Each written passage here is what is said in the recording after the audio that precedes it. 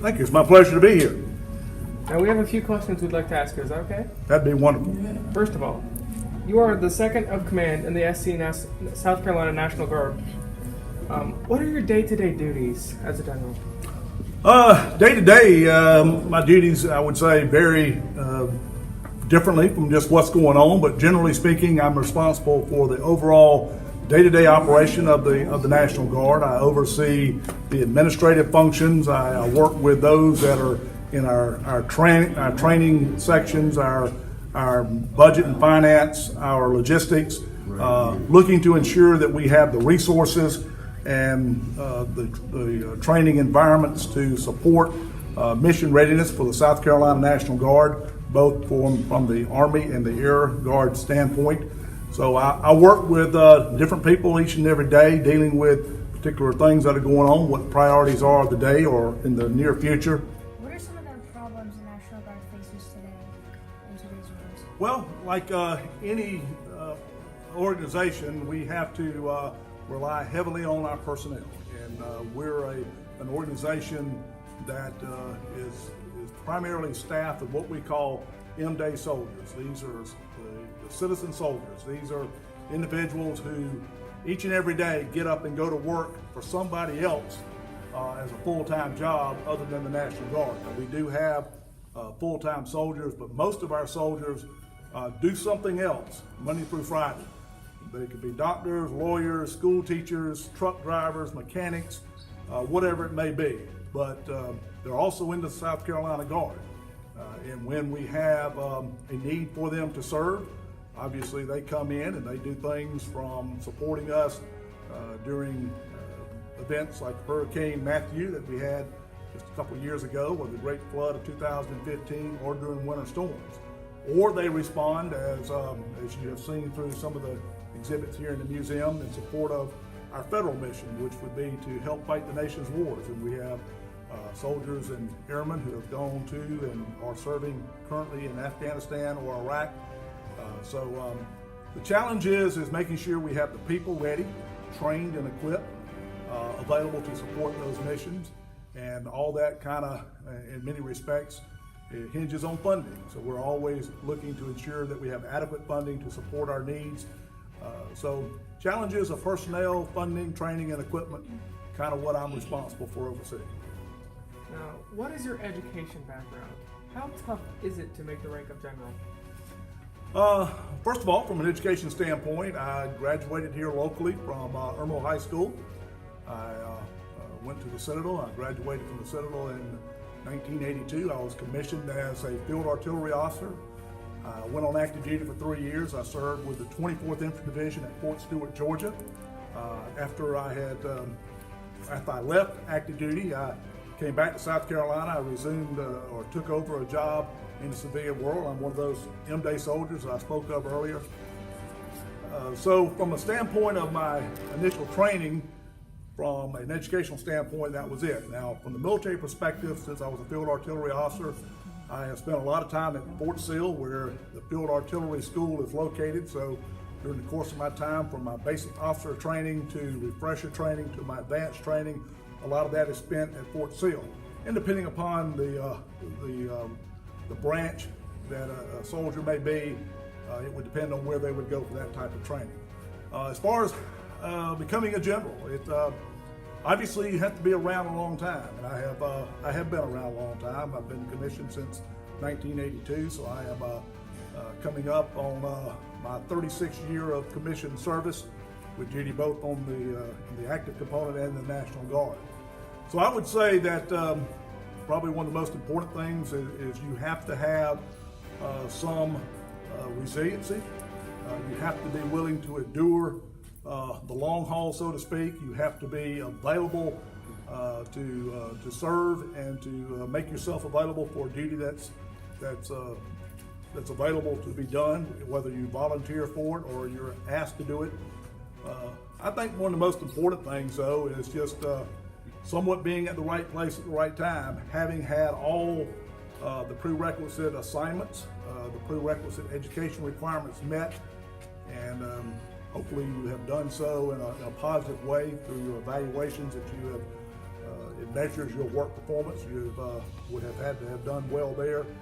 But most importantly, I think it's simply a long time in service, hopefully having contributed to the organization to the point that somebody saw that your value to the organization was positive, and they were going to give you an opportunity to serve in some other capacity. That's kind of where I'm at in my career.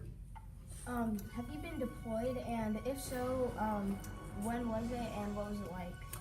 I have been deployed twice. I deployed as a battalion commander of the 1st of the 178th Field Artillery Battalion to Iraq in 2004. We were deployed for a year.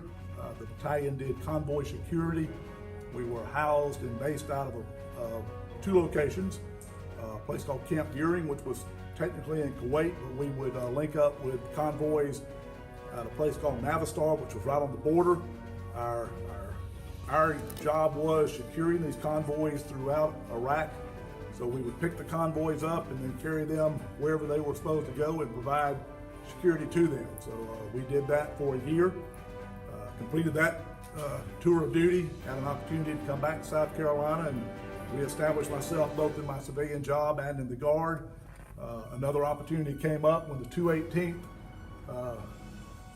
Brigade Combat Team to deploy to Afghanistan in 2007 and 2008. I deployed with them, served in a different mission there. I was part of a police mentor team, worked with the Afghan police, was a mentor and worked directly with an Afghan Major General and worked in his staff working with his subordinate elements, trying to help them train to improve themselves administratively, logistically, and operationally, and worked with them for about 9 months while I was in Afghanistan. Do you have any advice that you can give the younger people today?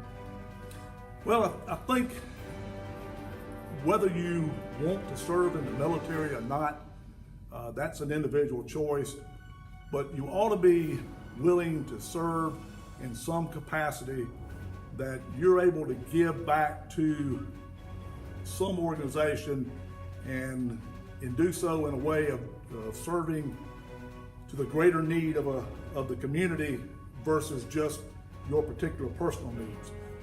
That can be, I think, through a various means of service. What you do as backpack journalists is certainly a viable service to our veterans and to our soldiers who are currently serving. You are helping tell a story. You're helping tell a significant historical story, and everything that we do today is history tomorrow.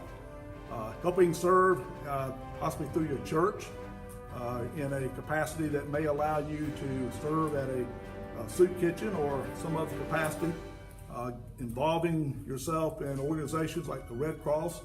All of those kind of things are opportunities to build yourself in terms of understanding the complexities of the world that we live in, giving back to individuals, sometimes directly, but other times giving back to an organization. So your willingness to serve in some capacity, I think, is very important.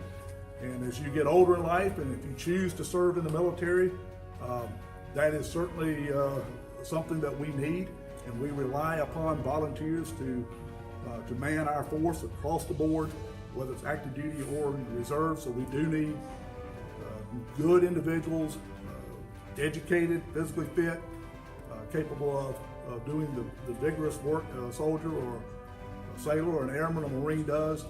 But it's all about, I think, more importantly, seeing the world in a big picture, just more so than just yourself. It's more than just being yourself and being an I. It's a we concept. It's an us concept. How Guard help the military in today's world? We do so in a couple ways. As I had spoke earlier, we are a citizen-based organization. We are an operational reserve to the active Army. We're there to support the needs of the active component, whether it's the Air Force or the Army. We do that for our federal mission, and then we have a support role here in the state of South Carolina as it relates to disaster response in that capacity. And as we kind of alluded to earlier, the National Guard is a fairly large organization. We're over a 10,000 soldier airman organization here in South Carolina. Currently, we have soldiers deployed to Afghanistan today, part of our 1st of 151 Attack Reconnaissance Battalion. That's our Apache Battalion, along with soldiers that assigned to one of our Chinook units.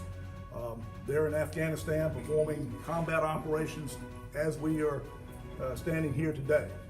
We have soldiers and airmen deployed at various times throughout the world. We have soldiers currently in Germany and in other parts of Europe that are there working with other U.S. forces and other allied forces to help strengthen our position in Europe and to show our support to our European partners that the U.S.